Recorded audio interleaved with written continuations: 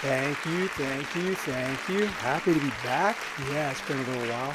Today, I'm going to take you guys through a topic that's a little bit outside of engineering, but it is part of energy risk. And we're going to talk about solar facility, security, and public safety. And it's a little bit different than the technical engineering stuff that we all love and live every day. But what I want to do is give you the benefit of some of the experiences I've had in my career and talk to you about third-party liability, basically the contractors and the public that may or may not come near or in our substations. So let's get into it. Solar facility security and public safety. Let's go. All right. So why? Why do we care about keeping unauthorized people out of the plant? Well, they can get hurt. Okay. The fact of the matter is we're dealing with high voltages, and people who are unfamiliar with that or unauthorized, not trained, they can get hurt. So that's the main reason. There are a few other reasons. People that would come into these stations may be children, so they may not take the same kind of precautions as an adult. And they may just see that frisbee on top of the transformer and figure, hey, I can climb up there and get it. The frisbee's fine, I'll be fine. Copper theft is another thing that's on the rise. And for whatever reason, I guess the kind of people that would steal copper from an energized substation aren't going to read the signs, and they're not going to heed the warnings. So, we have to take other precautions to make it less likely that they will try to steal in a substation. And we'll talk about that, how you do that, how you get people not to want to steal from your plant, your solar facility, because they can cause outages, right? And this is the result of a poor contact with a transformer. It can shut the whole facility down. All right, so we usually have fences and signs, and they kind of keep people from getting in. We also like to send public safety messages, either in the bills or billboards, internet, spam, however we can do it. We want to get a message in front of people that there's high voltage in these areas. Don't tempt fate. Don't go in. We want to also advise them that if they see somebody going in, if they see kids throwing a football near the substation, near the plant, please let us know, and we're going to help you. We're going to put our number on the gate, on the fence. We're going to let you know who to call if you see anything suspicious or that shouldn't be going on in there. So there's going to be signs. We want the signs to also, besides warn, we want them to give them our phone number, give them our contact. Here's some examples. An 8-year-old boy received severe burns resulting in amputation of both arms and other injuries after he entered a substation and contacted an energized bus bar. The boy was able to crawl into the substation under the perimeter fence. He then climbed up a steel support structure and contacted an energized bus bar.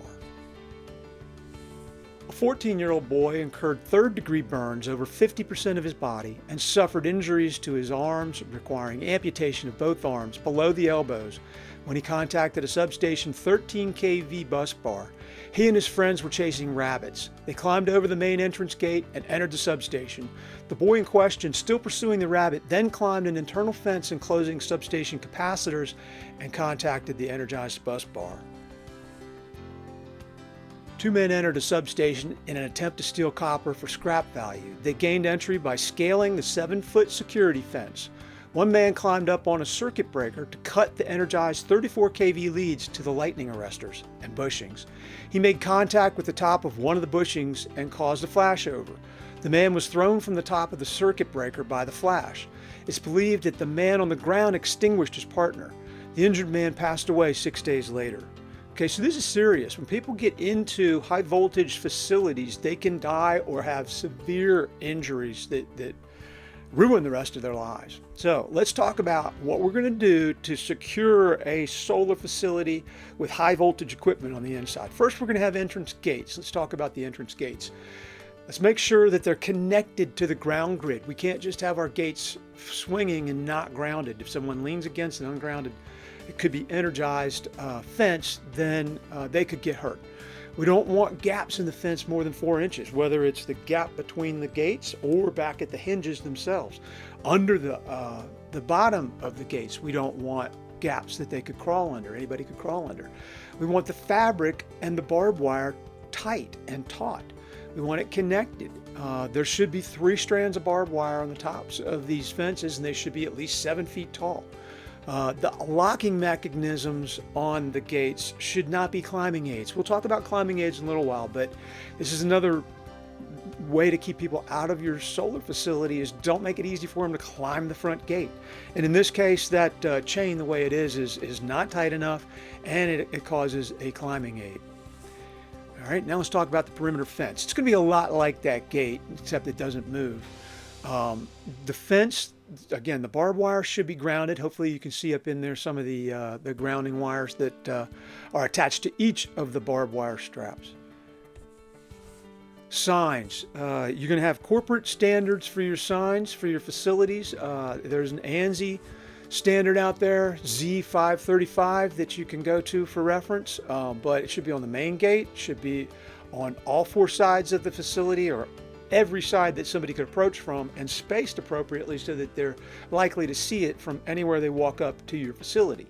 The fence should not obstruct the sign like this stock art does. You see the last bullet point. You shouldn't have the sign inside the fence fabric, and this is. So this is how not to do it. Thank you, stock art. Climbing aids, here we go. Let's talk about what climbing aids are. And you already saw that's something that helps you get over the fence, and once you've seen them, you can't unsee them. See the tree on the right next to the fence? It just makes it easy to get over this fence area. Same with the one right in the front, in the middle. All those trees growing up. There's no maintenance done in this area to keep the trees from growing, so they're going to make great climbing aids. And someone just climbs over, in and out, and they never even have to cut the fence.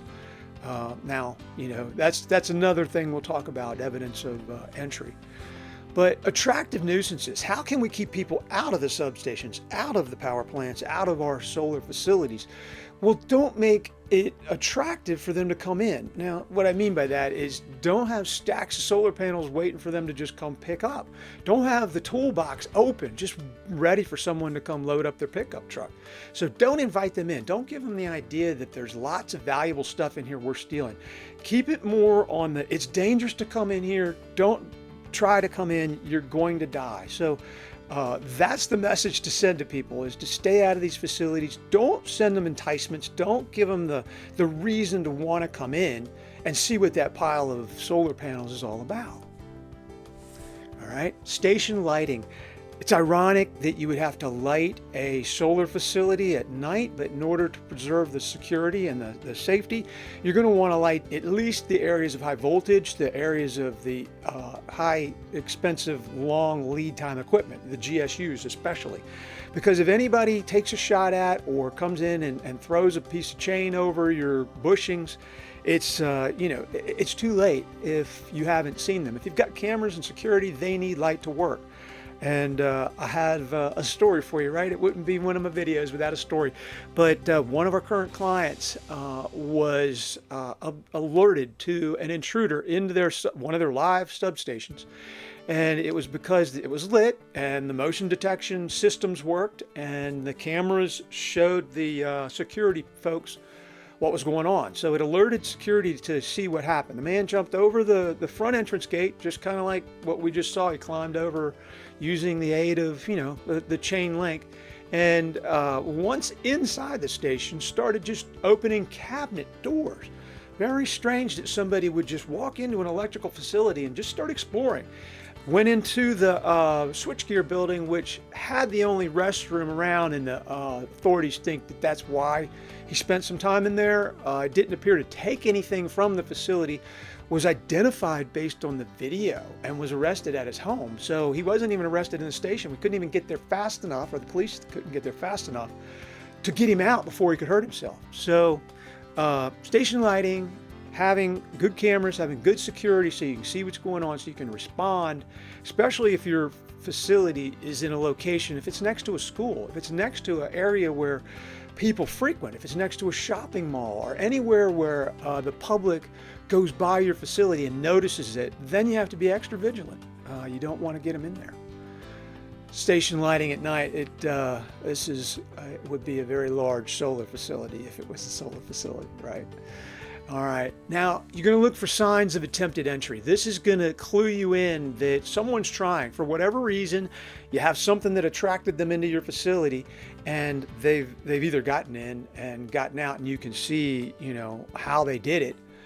They cut the fence, they knocked down the fence or pushed it out of their way. Just a section of it they broke and climbed over. So if you see anything like this in your facility, your rabbit ears should go up. It's something to alert you that something could go wrong. Now, what can happen if somebody gets hurt or killed or injured? Another story. I worked for a company that when I first got there, I went out and started looking at the substations, found a gate that was a little loose.